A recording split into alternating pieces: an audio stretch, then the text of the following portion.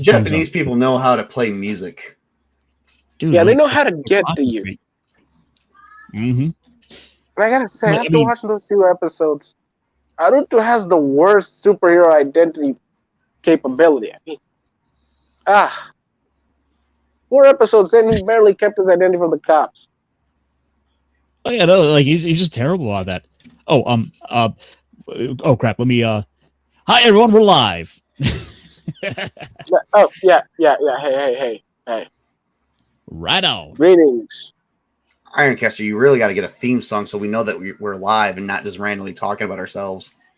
Yeah, we used to have that. What happened? Well, I mean, the problem We is had Christy Allen sing it for us. Just like we can't do that. And then Cher just broke in trying to sing it. Then we had to kick her out with a couple of shovels. But the point is, what happened to that song? Wait, well, are we talking about the Kamen Rider theme? No, I'm just saying. I was just saying, get a theme song. Anyway. And I was just saying that Cher is a monster. And I'm Tabletop Junkie, everybody. Oh, yeah. What the heck? Let me get this going here. Oh, all right. I should probably have the... Hello, everyone. This is Ironcaster here. And, well, this is our roundabout way of saying hello and welcome. We watched a little Kamen Rider this week. And I think it's time to... get in on it a little bit. Of course, I'm not riding alone. I've got with me a couple good guys. Mr. Tabletop Junkie, how's it going? Good actually, really good. Oh yeah, yeah. Working on a hot project, and I've clocked in over 20 hours already on the project within 2 days. Hello, Justifier Jim. Hey, Jim. What up? So how's it going, Fenrir? Oh, it's going good. I've been getting work on trying to write a book to assist young men on how to not lose money. Here's the first tip of the first page. Don't leave your wallet on the open with your girlfriend. Dude, I learned that years ago. You're a little late on the pickup. I thought you were gonna say step 1, don't buy this book. That's step 2, but that goes with don't buy these maquettes for the Gundams you want to buy. But that's a personal shot at a couple of guys I know. I can't do that. I care deeply for friends. I can't do it. Well, Fenrir, you got to put in a disclaimer that advice is not for married men, because married men, if you guys think you're going to hide your wallet from your wives, you're sadly mistaken. I tell you what, there's a saying, happy wife, happy life. Let me tell you something. They have you. They have you. Sure, that is very true, but still. You just need to be smart. See, this is why I've had multiple divorces, because I just can't do that. It's like, can I have your wallet? You can trust me. Yeah, no. What was this about Gundam kits? I don't know what you're talking about. Well, I mean, oh wait, how'd these get here? Dude, you see, you're proving my point. I'm not even trying. Dude, I'm trying not to. God, I'm going to sell gangbusters with this book. I'll make those eventually. I'll get to those kits eventually. I swear. Yeah. What are you, the modern day Santa Claus? Christmas over with, Santa. You're late. Well, no. There's just too many naughty kids. I can't give presents away to naughty children. Oh, that's true too. That's bad parenting skill. How's mine? Exactly. Mine are angels. Only that's why I'm hiding in my basement. I'm just kidding. I don't even have a basement. Well, no, I do have a basement, but that's not the point.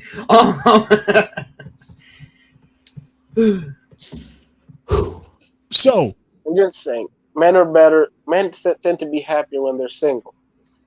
It's coming from a guy who's had 3 girlfriends and only been very happy in this time of freedom. I gotta say, I'm very glad. Let's go talk some Kamen Rider. Well, like no, I mean, it's more so. It doesn't take a whole lot to be happy. I mean, I was playing with my nephew the other day, and it's like I could be just perfectly happy, just like kicking a ball around, for fun. Yeah. Yeah, I have a shelf full of Castle Crusades, and my girlfriend lets me buy whatever I want while our bills are still getting paid. I am sincerely happy. That's never happened to me before. That's never happened to me before. You have a girlfriend that accepts your likings. You lucky bastard. Yeah, all of it too, including the streaming. And she's like, "Hey, do you got to stream today?" Yeah, okay. I just want to know ahead of time. You're good to go. I'll go find something else to do. Seriously, man, that's a keeper. Put a ring on. She made me She made me coasters. She even made me coasters that has my name on it for Tabletop Junkie. Yeah, keeper. So, let me get myself organized here. Yeah, so I'll ask you guys again. Did you guys do your homework? Did you watch our episodes for this week? Yes. Yep. Good. That's just what I want to hear. Do you not receive my email about the 30-paragraph essay? Actually, 30-page essay that I sent you. Oh, see, I kind of fell asleep, right before I forgot to add Matt into the stream. Oh, okay. How's it going? Was just watching episode 4 of Kamen Rider 01. Good man. And I gotta say that was one some really good world building up in this biznatch. Oh, I don't think we're done with it yet. Oh no. Oh no, we're just getting started here. But speaking of getting started,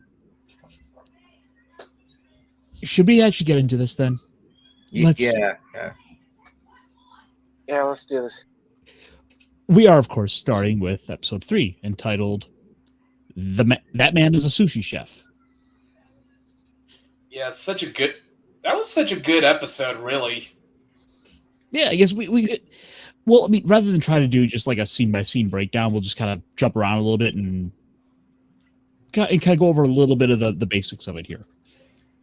Of course, obviously, with this is about the two main characters of the episode this week is this old man and the human gear who's been Aruto's company is trying to get him to take on as an apprentice.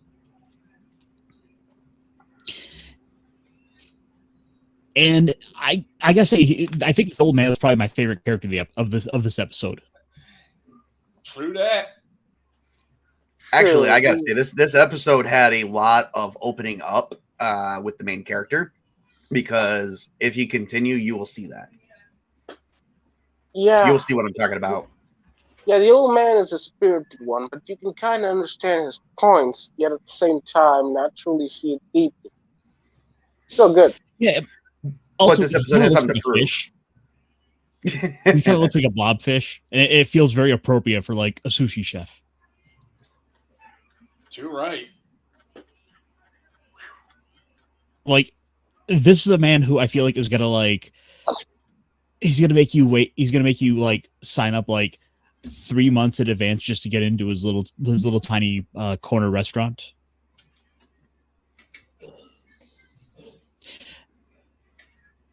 But I mean, with that, we've also,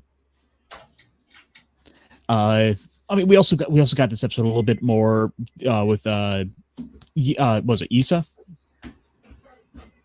or with the yeah. And you're really starting to kind of see the way things are getting laid out here for the episode, where while she's working with Ames, it's also in part with some other dark and mysterious figure, one we don't know much about.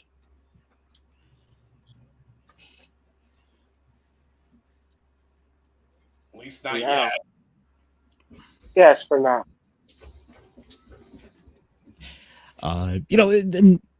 In a way, you can see where the old man's coming from. It's this idea of you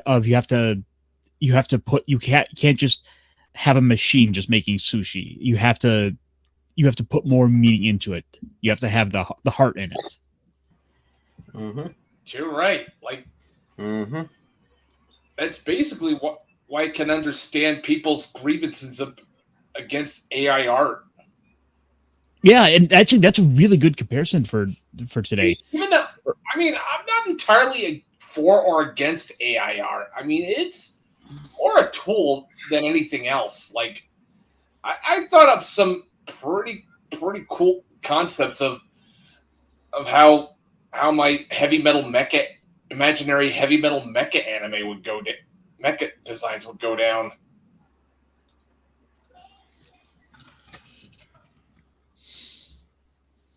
Yeah, it's.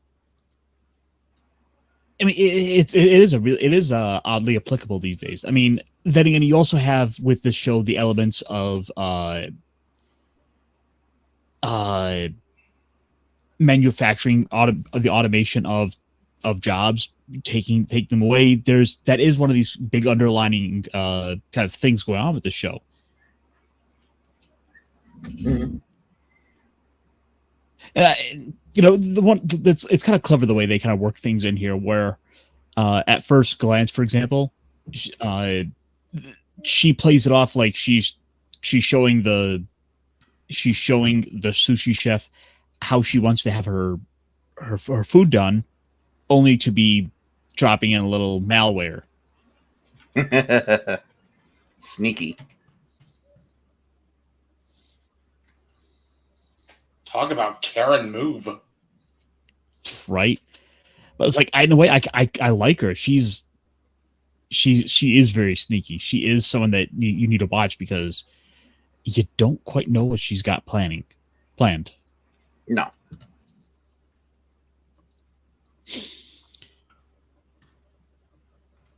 Yeah.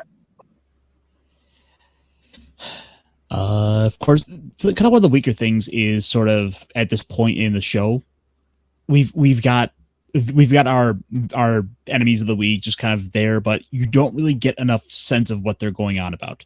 All you know at this point is, hey, we're here to just to make the monster of the week. Weird goth-dressed guy shows up, turns the human races crazy. They start breaking stuff. Understandable chemistry. And the little interesting little bait and switch, though, I thought when the episode starts, you're thinking, oh, they're gonna turn the sushi chef into the monster. It's like, no, he isn't the one, which was not quite where I was expecting they were going to go with it. What's up being this barber of all people?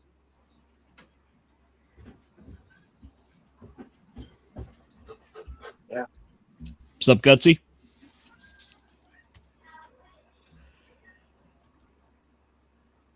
Which, considering the monster is like a shrimp, I would have expected them to kind of go for the expected and make the sushi chef turn into a giant shrimp. Because that's what they did for all the episodes before it. Yeah, it's what they did now. It's exactly what you expect. Which actually, there we go. Oh, by the way, can we appreciate just like I remember this week there was on Twitter there was a someone was going on about like really dumb about, he was comparing like sort of the modern Marvel suits, a lot of the modern superhero suits, to like the more campy, goofy stuff, and he's like, he's one of that Power Rangers shit, and I'm like, yes, we actually do. We love how they lean into it. Like, exactly. I will take a dude who looks like a shrimp with giant tentacles, as long as they're like genuine with it, because too right. I mean, certainly a lot more genuine looking than, let's say, Thanos in the MCU, where he basically looks like some retarded dude wielding a really retarded looking sword. He looks like one of those purple guys from those old commercials of stop animation that used to play jazz. What was their name? The California Raisins. Oh yeah, the California Raisins. Looks like one of those. Definitely not how we think intergalactic warlord, godlike demon thing who seeks to annihilate half the universe should look. Yeah, it's unfortunate because, like, look, I just want to have some silly superhero fun. I just want to see like some dudes fighting. And I mean, look, we're getting that here. We get our boy Fua showing up, who just like his like human gear senses tingle, so he's got to show up and try to fight him. And by the way, these transformation sequences, I love it every time. Where like the dude's so mad he has to punch a bullet. I know, I love that one. Yeah, that's kind of what makes him so badass. Like he's pretty much my favorite character in the show. Yeah, he can punch a bullet. That makes him actually cool. Like I said, I think like I said last week, I'm convinced this theme song is breaking the law. Breaking the law. God damn it! Man, that you're basically Judas Priest. Judas Priest. His reflex. You keep quiet and watch as he's being chided by Aya.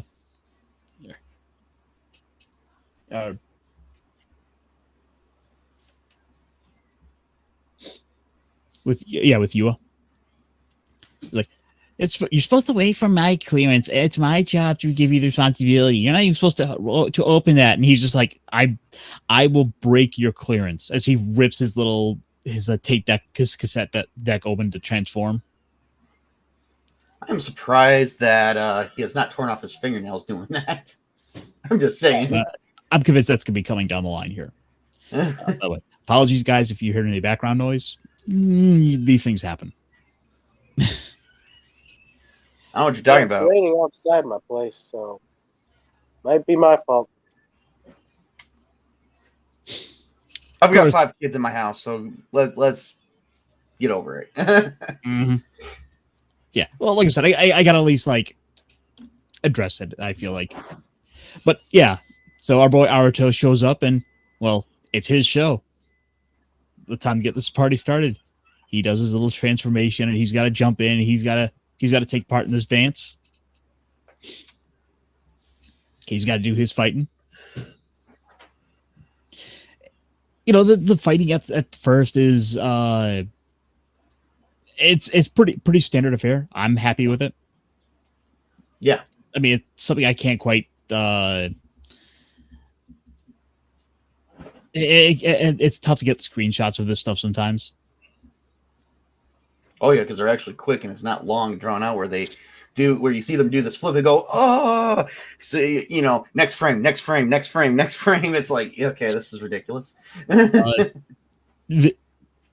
Vinzinger. Actually, no, that was the unexpected part, was that the sushi chef did not become like the monster of the week. Yes.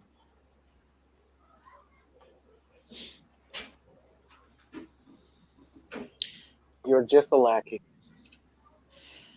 Yep. So they start fighting, but because Aruto and Fua, Fua still sees the Yellow Rider as an enemy after the squid monster gets away. He tries to fight him, and then Aruto slips away. That was not tentacool. Oh my god! Oh my god! Did he just make a Pokemon reference? Yeah. Yes. He made a squid He made a squid joke either way. Either way, that was still awesome. It was a good joke. Brought to you by Aruto. No, I was kidding. There you go. Love you, Aruto. Yeah. Look, the show is not about the fight scenes or Aruto. It's about the sushi chef here that's barely been in any scenes, but yet he has a greater purpose. Oh, Vinziger, I completely agree with you about the transformations. I mean, just to go back to this one here, getting to watch the suit with the CGI effects like kind of pop on. You don't need a full explanation. Well, where does this all come from? Is this all nanotechnology? It's like no. Don't worry about that. It's just it looks cool. Yeah. See, the Japanese realize not everything needs an explanation. Some things just cool because it's cool. Let it be. Yeah. Leave the hard sci-fi stuff for hard sci-fi. Yeah, it's like this is superhero shit. We don't necessarily need to have like the full explanation, but you don't also have to excuse me. You also don't need to just like hand wave it all away and try to explain it all like, oh well, nanotechnology actually allows us to do this. So we can kind of do whatever we want. It's basically magic. It's like, no, can we not just make everything nanotech and use the buzzword of the week? Yeah, this is basically Gear Beam. Nano machine, son. A weapon to surpass Metal Gear. Good lord. Ugh. I hate that meme. So, part of the problem, because in fighting him, they didn't know how to fight like a very, we'll say aquatic type enemy.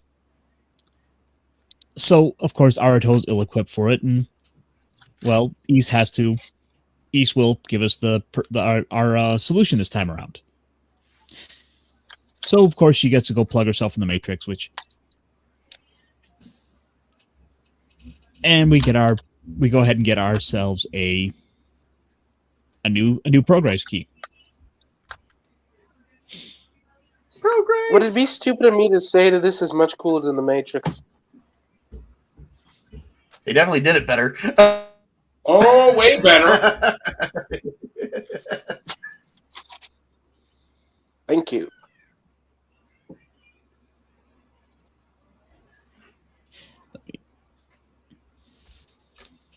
And the other part I do like as kind of going on. At first, the old man is ready to let everything end because he's got a bad back. He's getting up in age. He's saying he's looking for an apprentice. However, none of the other apprentices that were worked under him before had the heart, the talent, the knack. And I think it's kind of touching, this little moment where our current robot, he asks if a soul can be digitized so he can have a heart, he can be human. And this is what I like about this show. It brings a very ethical question. Can a machine actually be considered human even if it feels emotions, if it wants more? Yeah, it's basic Blade Runner type stuff that made me love science fiction a lot. They're not out to reinvent the wheel. Yeah, but the way they do it kind of seems a bit better than what we were getting lately in the West. I mean, because you can actually kind of have a sensation that this robotic being actually wants to be human. No, in a good way. Vinziger. Yeah, no, Haruto's jokes, they don't work, but when they work, they're great.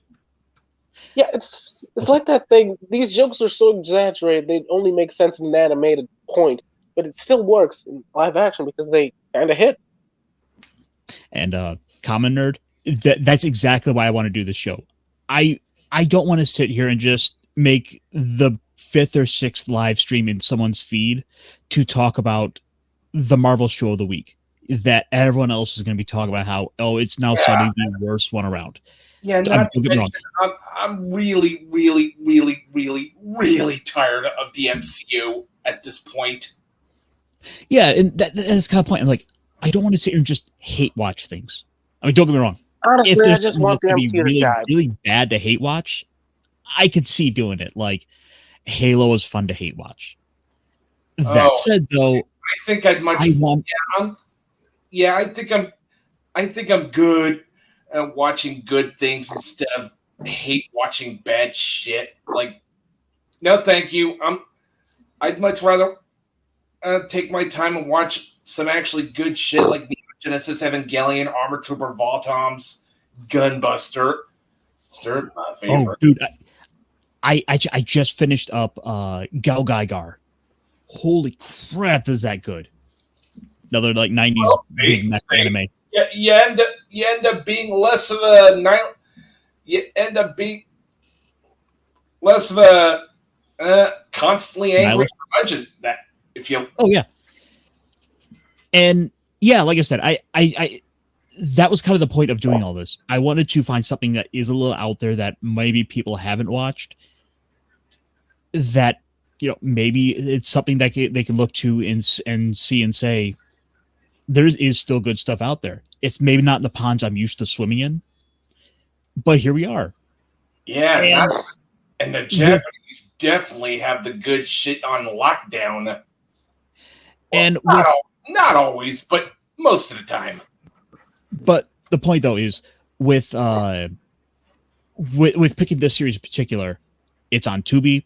It is, you don't have to sign up. The barrier to entry is as low as possible, and I think it's a good first step into some other good series if you know where to look.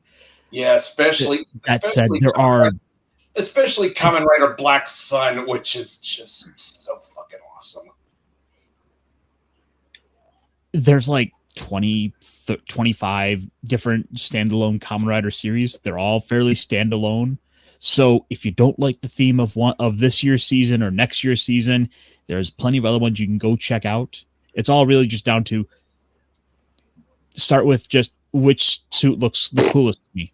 Maybe you'll like Kamen Rider Wizard. Maybe you'll be all on board for the fruit samurai theme of Gaim. Maybe you want to see a Kamen Rider with a giant wheel in his chest like Drive. Yeah. Never really thought I'd be this much down for Fruit Samurai. I like Gaim, but holy shit! Did the Mad Lads of Japan make that shit work? Or even the noir vibe of Kamen Rider W. Oh yeah, Kamen Rider W is really good. Fudo PI is also really good from what I heard. Which, for anyone who doesn't know what we're talking about, last year there was a 12-episode anime series that was something of a sequel to Kamen Rider W. So you can kind of jump in and check that out as well as another place to potentially start. But yeah, like I said, Kamen Nerd, I'm so happy to hear you're liking this. Reach out, let me know what you think.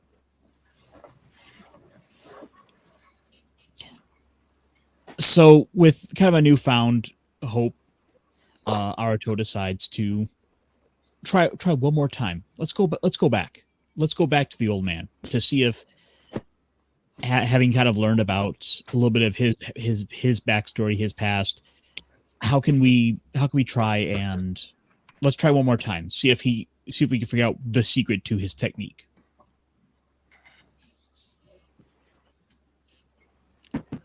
Yeah. None of them could keep up with me. They had weak hearts. It's like, it's kind of that perfect kind of little vibe to it.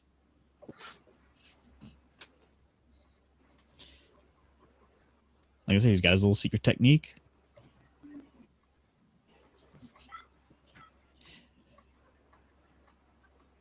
And I love it. It's like he just kind of it's almost like he meditates and makes a piece of sushi float in the air.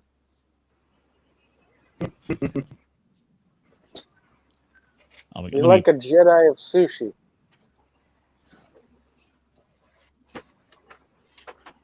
Oh. It's just levitates it and just stares it down as he makes this perfect little snack. Oh yeah. Paul, yeah, I was trying to talk. I was actually sending Paulie a little bit of stuff about Kamen Rider behind the scenes. So that would be kind of interesting to get his perspective on it, because Paulie's big into martial arts and that, and so I don't know if the that side of things would be as appealing, but maybe he'd like it.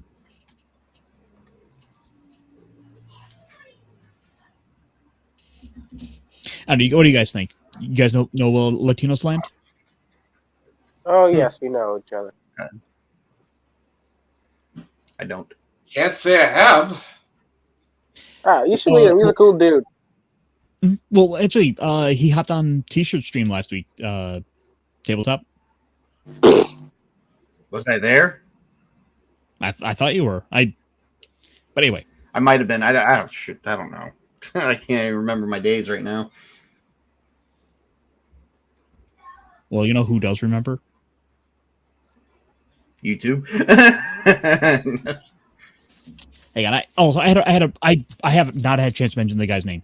Ikon Nagiro, which is apparently a play on the food nigiri ikan, which is supposed to be a one serving of nigiri sushi. It's a food pun based on the fact that he's a sushi chef serving a piece of sushi. Okay. Like I said, this is one of those things I kind of picked up on the wiki when I was doing a little bit of extra studying. Right. No. I'm following. I'm just waiting for it to get to the best part. What where Iggy figures out the secret. Well, but there's an even better part. You just gotta keep going. I will let you trust me. I will shut up my favorite part that I think is the best part of the whole show, or this episode anyway. Why would someone bother with such inefficient methods of preparation? Does this not represent your own feelings, chef? As over on the wall is a sincere heart. Like the man's like what the old man is like named after. Yeah. With all that kind of in mind, the old man looks at him and says, "You're gonna need another 10,000 years of practice before you get it right." As he won him over with that genuine like approach to it all. It's exactly the sort of thing. It's exactly the sort of thing you would expect to have, but it works, I think.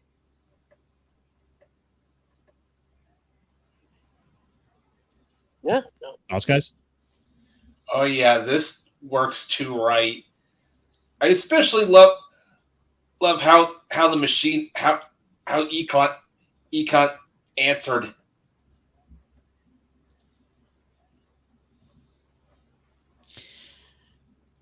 Which is really unfortunate considering immediately following this,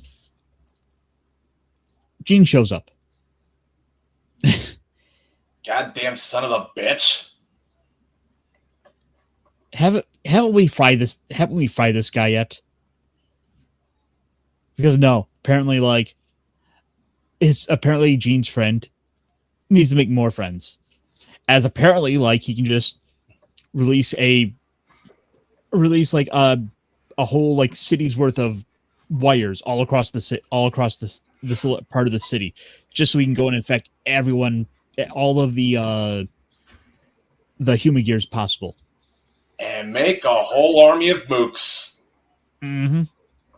Including, tragically, Econ.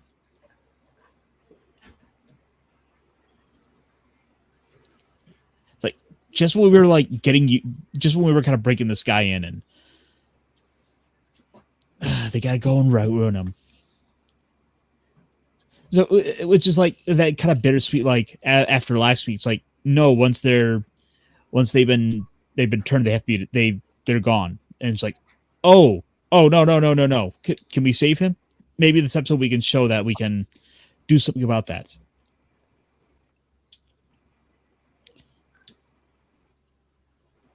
But Aruto being Aruto, he's dead set about trying to rescue him. Maybe if we can isolate Econ, maybe we can pull him back from being one of the facelets, the grunts, the Magia.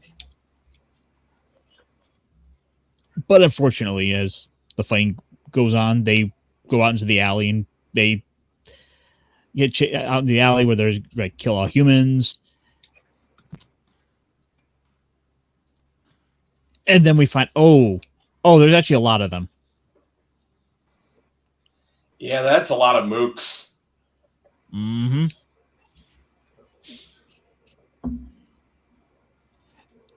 It's like, all right, yeah, that's kind of a appreciating thing. It's like the mooks for the series are kind of wimps, but at the same time, they're enough of a threat, really. They're not going to be so easily beaten that it's like these guys can become a bit of a hassle, especially for early on with our rider. Yeah, not to mention the mooks look cool.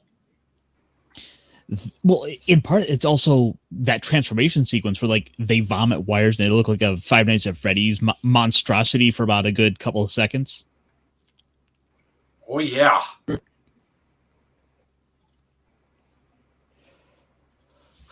Yeah, it like I said, it's they feel like they are a genuine threat because the regular ammo of Ames does nothing to them at all.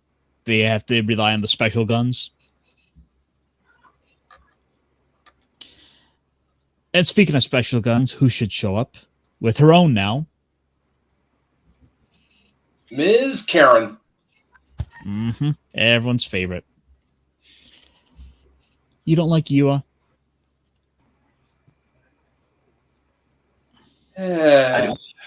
I wanted to, but no, she ain't doing it to me.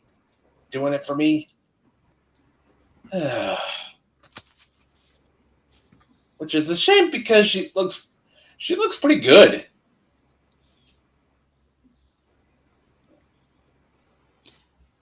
But with that said, while she shows up, she has a special gun. But the only other time we saw the special gun was when Fuba showed up. And wouldn't you know it,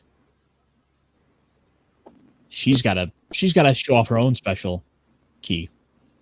But unlike Fua, she gives herself permission.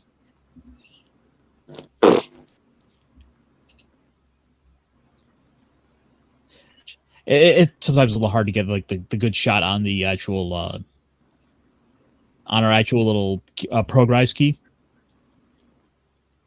I love how yeah, I really love the look of the progress keys. Like that is some 80s cyberpunk shit right there. Mm-hmm. Yes. I love how it has armor name, Russian Cheetah, and then the ability Dash. That is just freaking awesome. It's very on point. Yeah, that is some serious Mega Man type shit right there. So unlike Fua has to go and punch a bullet, and hers just it's like little discs pop up all around her that then get the armor onto her. But unfortunately, because thanks to my screen cap stuff, it's actually a little hard for me to get shots of her because she's always moving.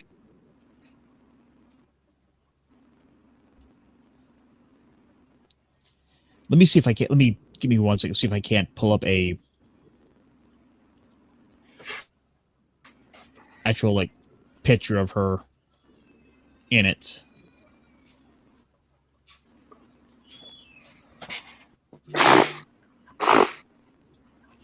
All right, if it'll load.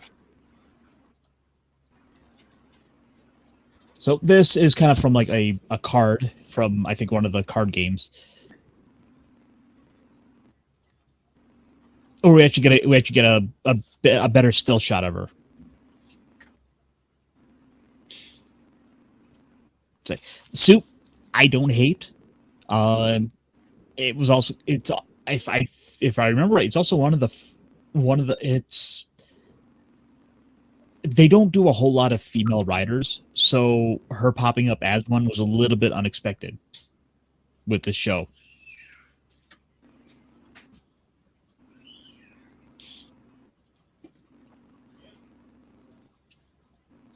Yeah, that's why I didn't want to hate Yua, because female writers are pretty cool.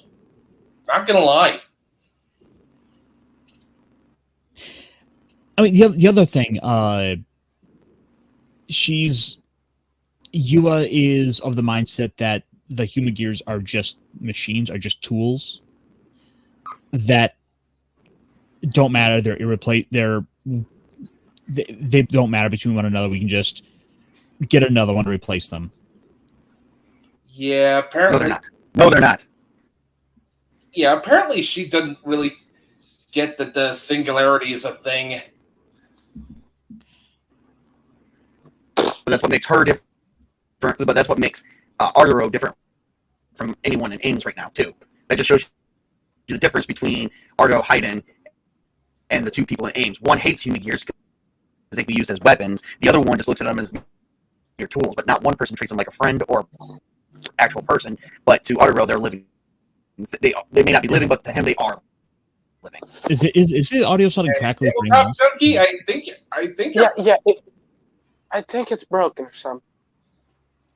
Hey, let me you're roboting. Out here. All right, hang on a second.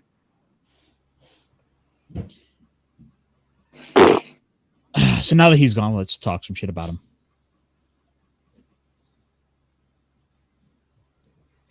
Okay, what to say? I got nothing. Let's move on. So, oddly enough, it's like the one of the few people that's siding with Aruto now is the old man who now believes that you're right. They're not just tools anymore. He's convinced. I like the old man. Did I mention that I like the old man? Yeah, he's enjoyable. He's definitely a highlight of this episode at least. Okay, I'm back. Is that better? Much better. Yeah, that sounds some better. Yeah, I had to refresh my connection. Mm. Hopefully I don't have to do that too many more times.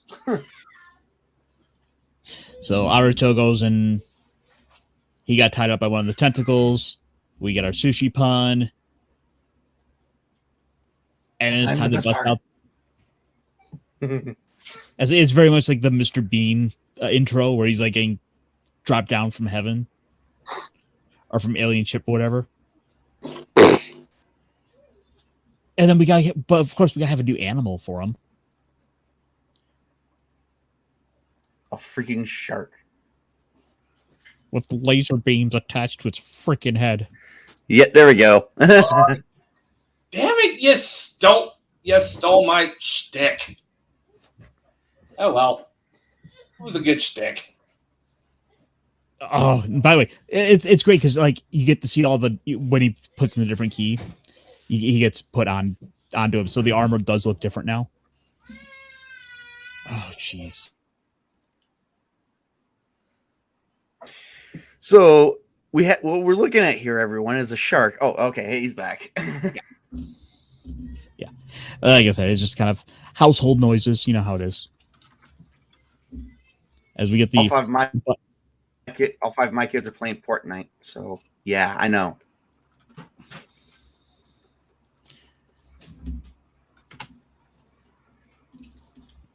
So Aruto's like his forearms are now apparently blades that he can just like beat people with.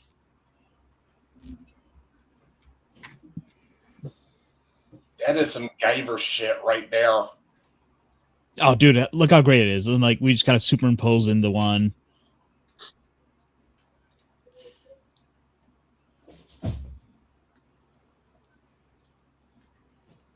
Simon's kind of pulling these up at the same time. Which he's not. Which thanks to this, he's now able to cut through all the tentacles, which is not a problem anymore for him. And then he kicks him up in the air. Apparently he's able to make all these little shark energy things.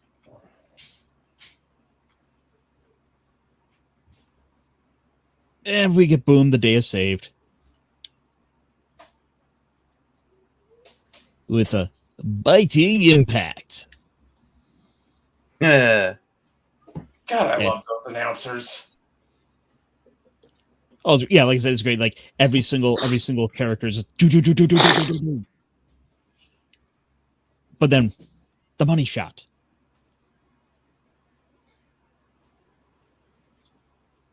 Everything goes to a slowdown.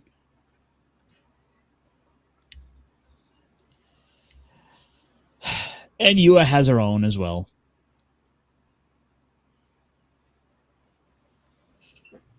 Accept it.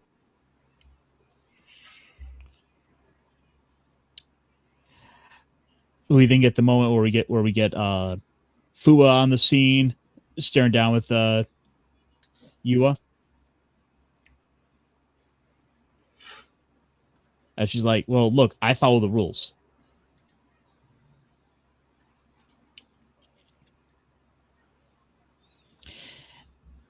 And so the episode ends as we cut back to the sushi restaurant, where we find out that the old man has decided he's going to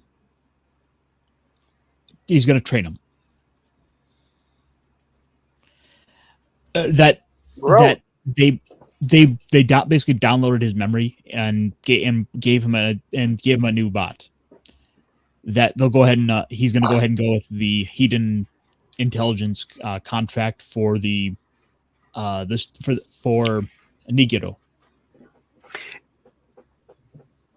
And that right there is, in my personal opinion, the best part of the whole episode, because if you think about it, you forgot to cover the one scene. Now, granted, you did say you weren't gonna go by scene, but remember the VP has been out trying to get his job and said that he would not land this deal because of his love for human gears.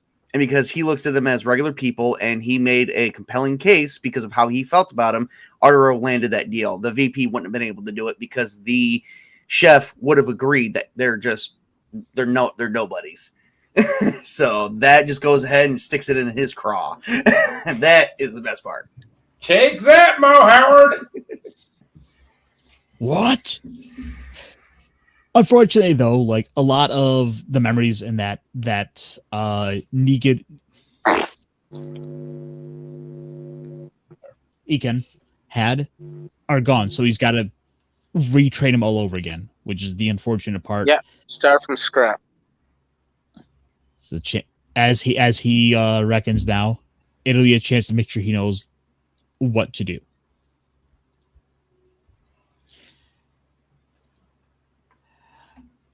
Apparently, I think this got caught. This was lost in translation, but apparently Aruto Aruto had a couple of jokes, or said something that could have been picked up as a joke, and then E steals his line.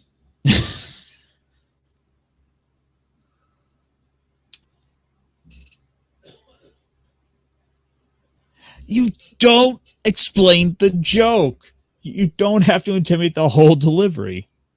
Yeah, that's how you kill the joke, dude. Oh, but it's perfect though, where you know where you have that classic comedy duo of the straight man and the foil. It allows them to kind of play with that in the unexpected ways. To where Aruto should be the foil, telling the jokes, here she is stepping on the line and ruining his jokes, and basically turning the script back around on him.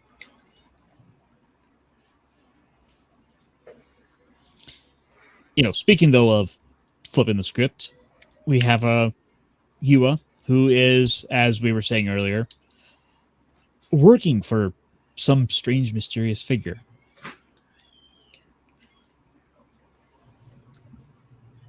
And as we find out, may have gone and uploaded some spyware. Dun, dun, dun. The plot thickens. And that was episode 3. So far, I think this might be the best episode of the bunch so far. This is my favorite. I'm actually more a fan of episode 4 so far. Yes, in here. Well, I mean, just of 1, 2, and 3. I think it's a good one. Oh yeah. Out of the first 3, that one was my favorite. Oh yeah, too right.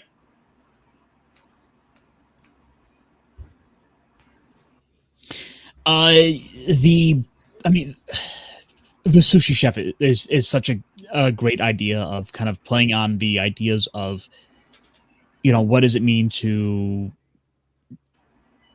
cook, really? Is it just follow instructions on a menu, on a recipe, or are you like actually putting thought into it, heart into it, soul into it?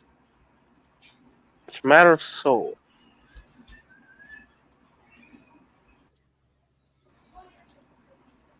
It always is. Always will be. Always will be. So I'm just taking a moment to set up a couple more of these screenshots and that for the next one. Hey, did you guys have any closing thoughts for episode 3? No, I already said my thing.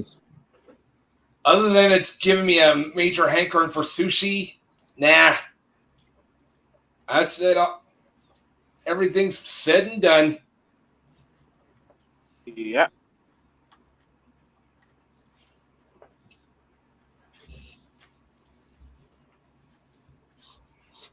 Let's move on. All right. Just had to buy a little moment here to set this up. So our next episode is we're jumping into.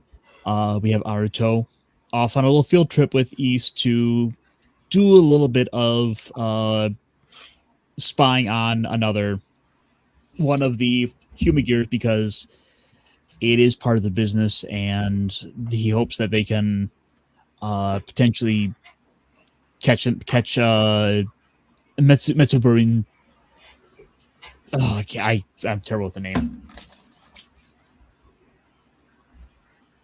Mitsubo Jinrai.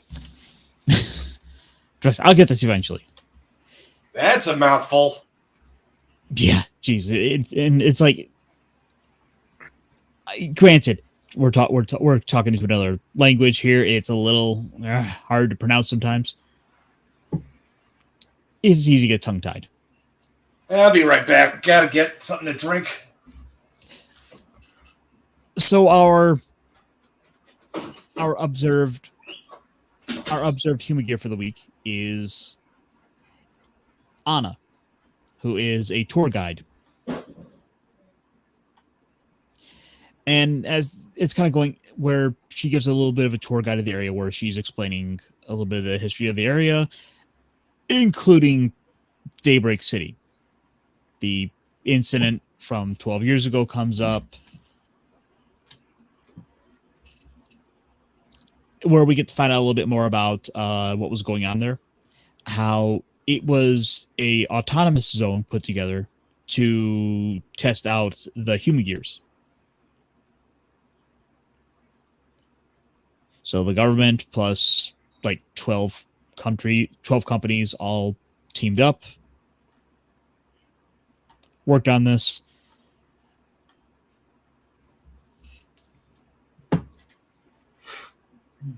But of course, the other part of this story that we get this week is we're introduced to this little boy who looks particularly sad here as he's as they're talking about Daybreak, they're kind of oh, we're in the area of this thing that happened here.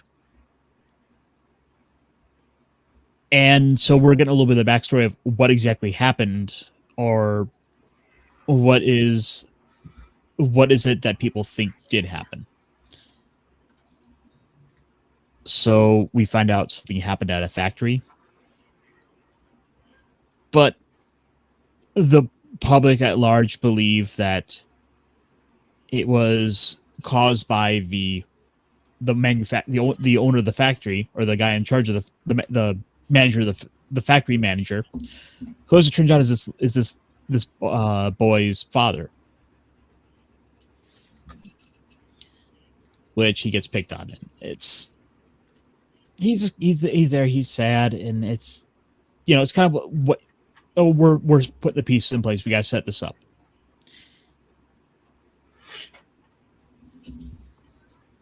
And yet again, while you'd be thinking, oh, maybe Anna's going to be the one to get turned into the rogue AI. No. In fact, it's surprisingly someone who we just barely caught before. The bus driver.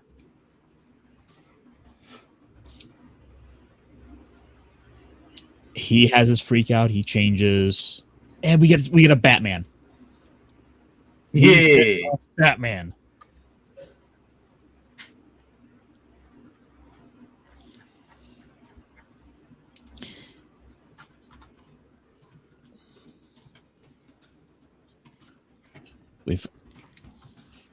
He gets chased off, but because the Batman doesn't, because none of them can really deal with the movement of our bat monster, they can't keep up with him. He gets away. He gets chased off by the other riders, and then we have everyone kind of pull back, and we get to move on with the story. I guess the fight there was a little bit disappointing because it was kind of quick, and unfortunately, there's not a whole lot I could really show with that one.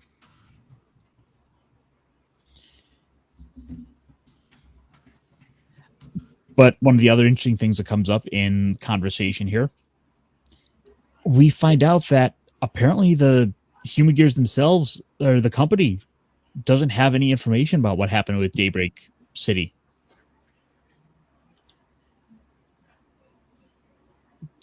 But as it turns out, there was someone who could have known something about it. The VP. Who's quite keen to go and protect company secrets. To protect the company's interests, sometimes you have to keep secrets. That's what it means to run a business.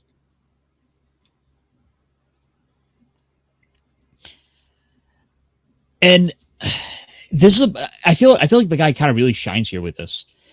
It's like you feel like he could go either way. It's like his character's built up to not want to trust him, but at the same time, you're kind of watching him thinking this guy's going to be willing to do a lot to protect the company. Maybe he's not all bad. Maybe. I don't know. What do you guys think? Am I just reading into it too much? Probably. But well, technically, he's not a bad guy. He's just jealous because he was looking to become the next president of the Hayden Corporation. He did not know, and he even said it in the first episode of Meeting. He did not know that the president, that the founder and CEO and president originally had a grandson. There was never any mention of him. That was in the first episode. He just wanted the position that he thought he earned, and he's just jealous. That's all it is.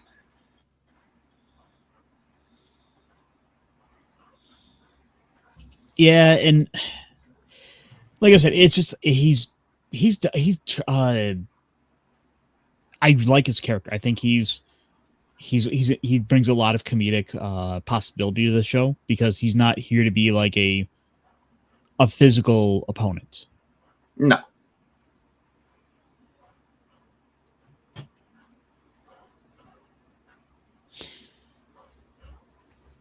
But then again, we don't know that either.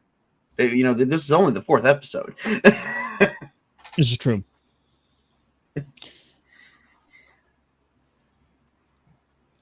So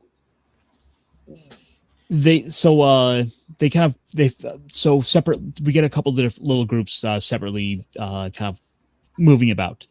Fuwa and the kid are both their lives were effectively ruined by the Daybreak incident. And so the two of them decide they need to get to the bottom of this. They need to go and find out what's going on, what happened with this.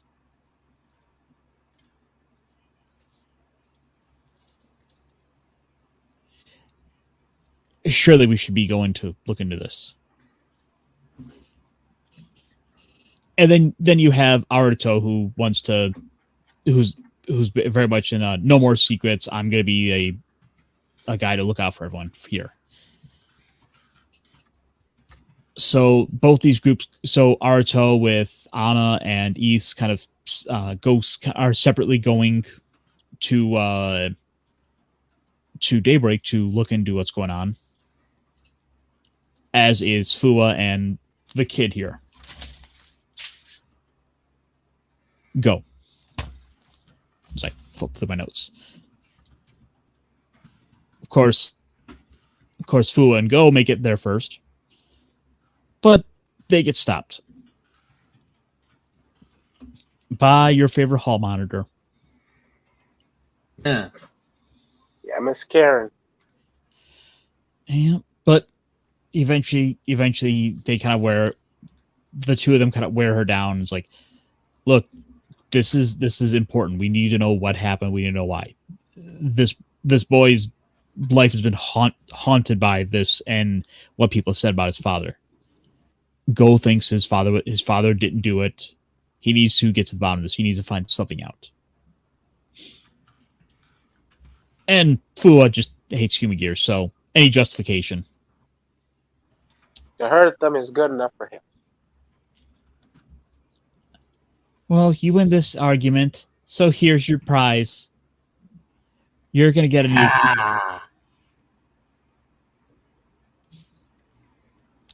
With a little bit of a warning. Gonna have a little bit of a punch to this one.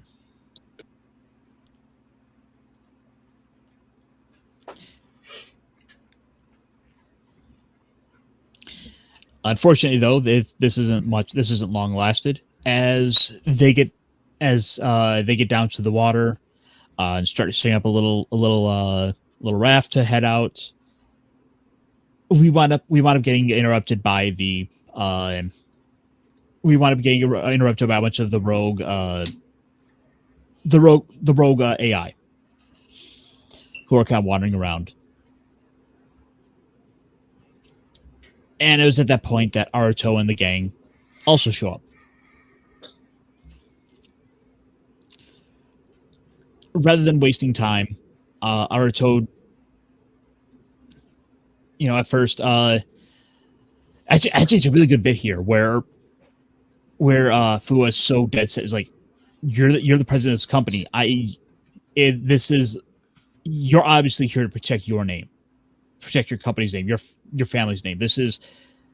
You're here to cover up all the secrets, and I'm gonna get to the bottom of all this. I like his character. I think he is a big part of the show and what's really making things go at this point.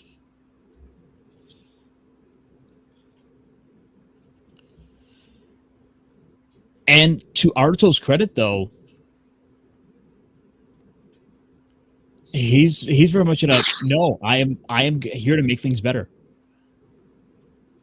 I will step up, and I will. When I say no more secrets, I mean no more secrets.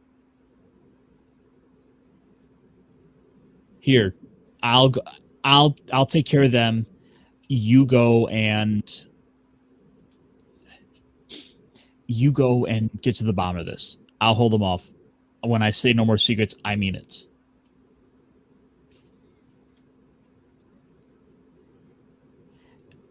Yeah, and so he's just like comes out straight up, is like, yeah, by the way, I was the other rider. Again, worst kept secret identities ever. I mean, maybe the guy who wears the bright yellow shoes is also the bright yellow superhero looking dude. Just saying.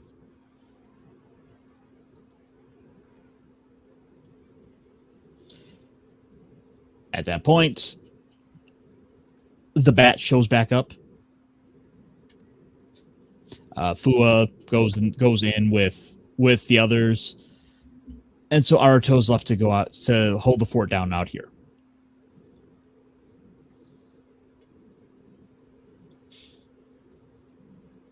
But again, because he doesn't fly, he doesn't really stand much of a chance.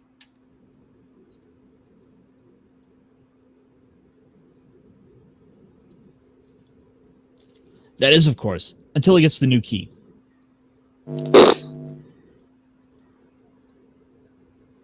And again, because it's all motion, it sucks to see. Turns out his new suit can fly.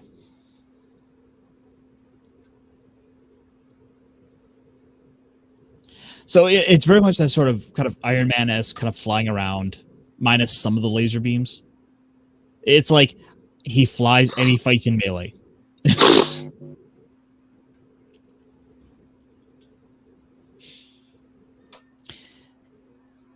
So while he's fighting them off, holding them off outside, the others are inside.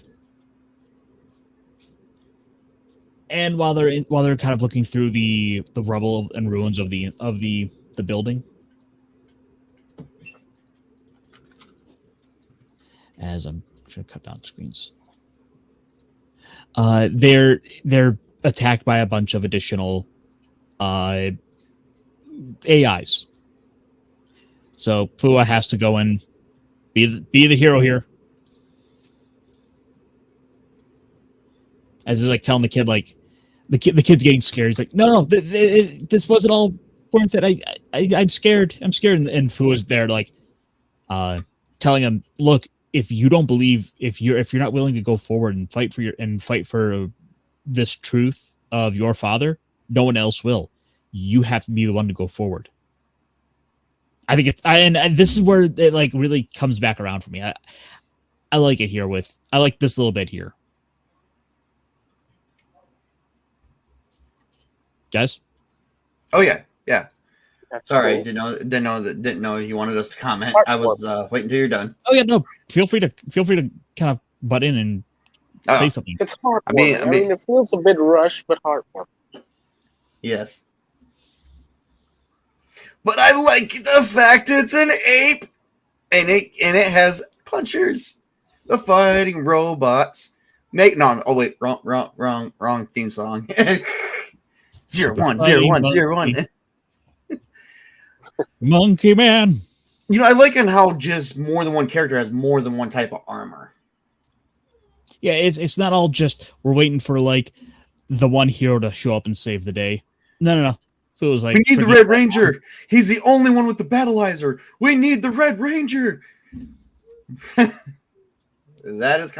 is Super Sentai for you. The Red Ranger has all the power.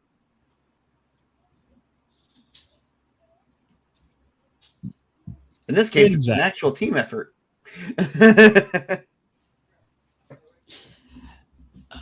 So while Fua's fighting them off. By the way, Fua gets a big old power up because he punches them and they go flying into walls.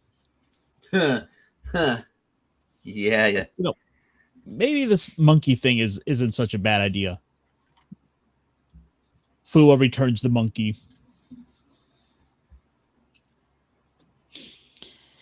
And then they find a little flash drive from again. Pretty convenient that a kid found it in the exact place he got a little down on. I mean, of every single place all over the whole destroyed building, that's where the flash drive was. Well, that is the manager's office. And how did it not get destroyed? Yeah. It is like the one big downside is like it's super convenient. Like, oh yeah, of course. Oh, and then guess what? Apparently, Anna, just as she's picking it up and is gonna like analyze it. Oh no, she gets infected. as we get this like nightmare feel of her like skin melting off. She gets hurt. She starts screaming out. We see the base robot form, and then that gets ripped away. So she gets down even further to the skeletal frame before finally the armor plating covers it up.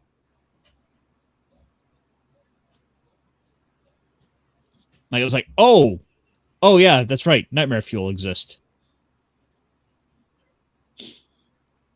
No.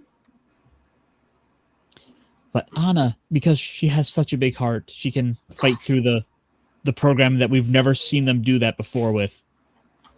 She's the first. Only Anna.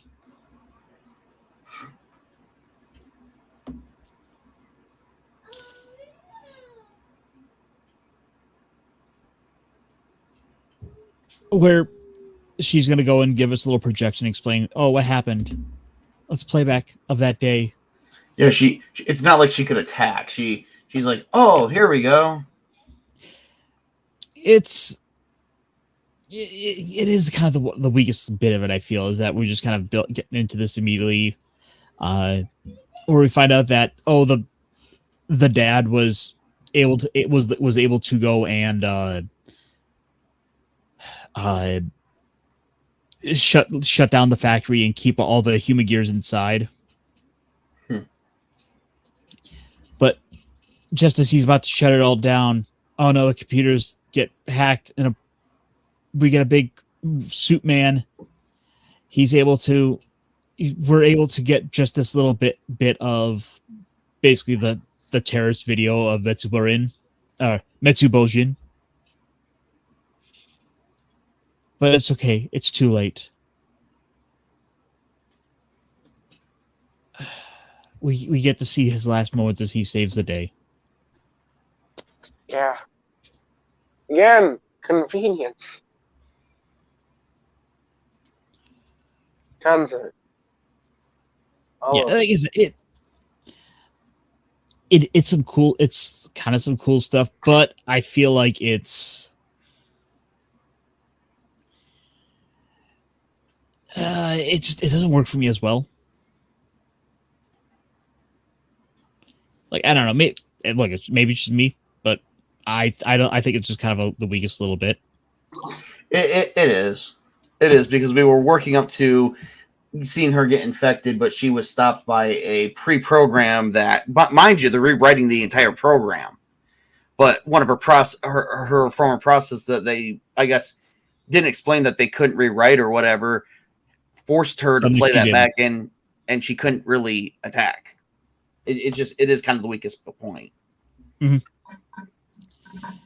What I do like though is where Fua, having seen this and kind of the idea is that this is going to challenge some of his preconceived notions. He now has this to look at, and he's now redirecting that anger, that hatred. It's like, this still happened though, because you built them. Yes. He's saying we're going to go ahead and bring them in. We're going to bring this in. We're going to get the info out there. But then we start getting these little hints of another person kind of wandering around. As Fu is about to bring her in, someone ups and destroys it. Destroys the Ana bot. Meaning we've just lost everything.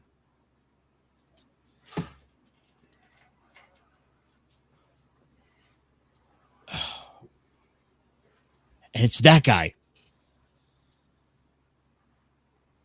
The enemy. Who is he? That guy. There's that guy. No, I'm just kidding.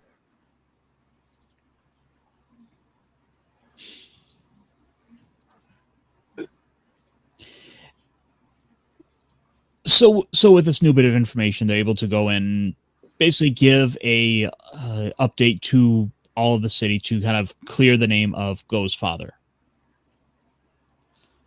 As the world finally gets to see that, in fact, he was a hero in the end.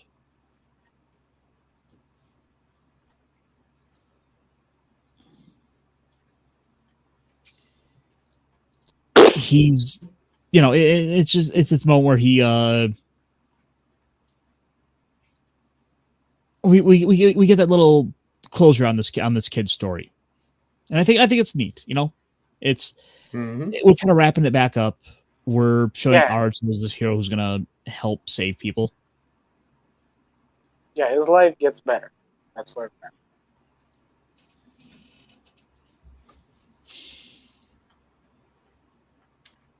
And we have Aruto over here, off watching him, seeing like, oh, this kid's life is now better because of what he did. Because Aruto's now able to do his little live stream of putting smiles on people's faces. So yeah, Aruto's getting more of what he wants here. Yep.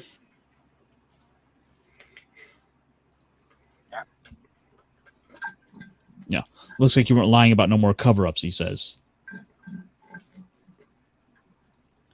Oh god, Aruto ends the episode with a terrible joke. I know. My hat's off as he puts the hood of his little sweatshirt on. He says, "My hat's off to you, but not my hood." Hey, it doesn't matter. He thought that was funny. He's holding back. You can see the strain in his eyes. There it is.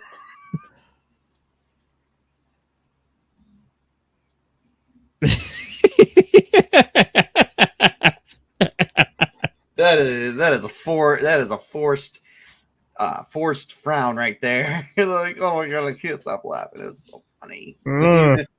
He knows he likes him. Oh yeah, no. Like in another time, another place, these two would be like best friends. I know. Okay, what did I miss? Oh, we just kind of finished the episode up. Damn. Yeah, so you missed a lot. Yeah, I just had to go get down for dinner, is all. Oh. So, with that said, that was episode 4. What did you guys think? Not as powerful as the first 3.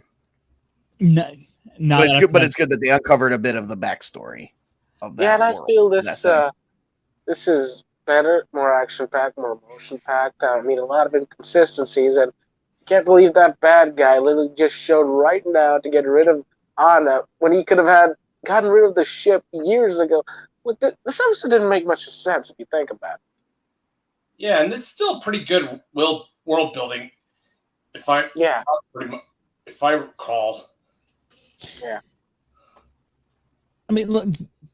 Yeah, they just happen to find the little SD card in the rubble, which is the plot of convenience. That's exactly it's what you expect with this kind of thing. Oh, I just happen to find the thing, which is okay if you have enough action to kind of hold it up and make for an entertaining show. It's like I said, you guys seem to like a lot more at the start of talking about it, but. Hopefully, I didn't go ruin it too much for you guys. It's fine. It's fine. It's still a fine episode. The action is fun. Getting to see the couple of new costumes for the suits. That's also fun. I'm gonna go watch episode 5. I especially love Fua's new Kamen Rider suit with the giant arms. Like, holy shit. Yeah, me too. That's cool. Gifts are always cool.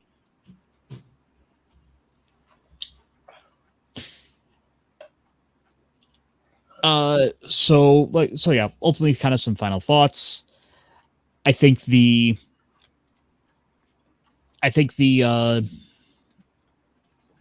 plot is kind of starting. We're getting some movement on that.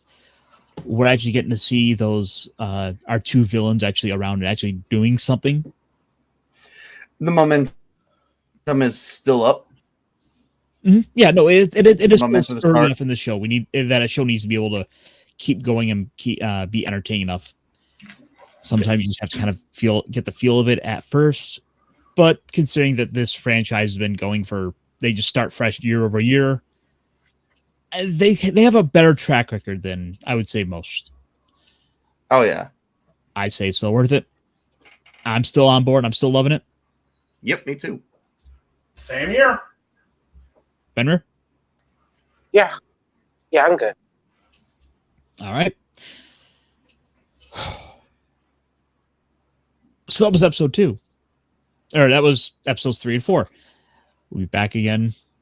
We'll be coming back again next week for episodes 5 and 6. And we will have a lot more energy for that one. Yeah. Yeah, it's life happens. You know how this goes. Yeah. Yes. It happens. Like, I'm pretty much in the middle of watching Fetty Scum, which is a really good yeah. RPG podcast. Like, holy shit, is the writing really good? I was trying to get Mac on for a Gundam stream a couple of years ago. Things just didn't work out. Yeah, Amax seems like a pretty chill guy.